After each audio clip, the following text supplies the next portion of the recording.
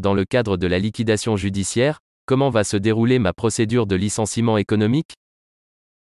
La procédure mise en œuvre par le mandataire judiciaire doit se dérouler dans un délai de 15 jours à compter du jugement prononçant la liquidation judiciaire.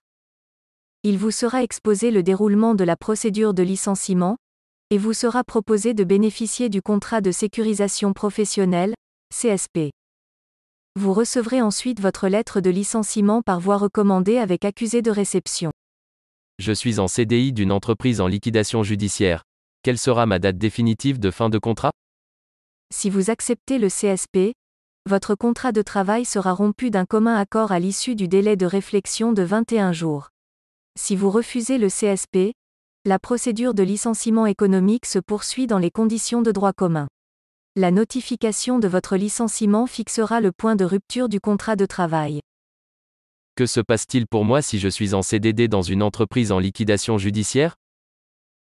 Que vous soyez en CDD, en contrat d'apprentissage ou en contrat de professionnalisation, le mandataire judiciaire va procéder à la rupture de votre contrat de travail dans les 15 jours qui suivront la liquidation judiciaire ou la fin de la poursuite d'activité. Puis il demandera à l'AGS des dommages et intérêts d'un montant correspondant au salaire qui vous aurait été payé si votre contrat avait été jusqu'à son terme. J'ai une clause de non-concurrence dans mon contrat de travail. Que faire?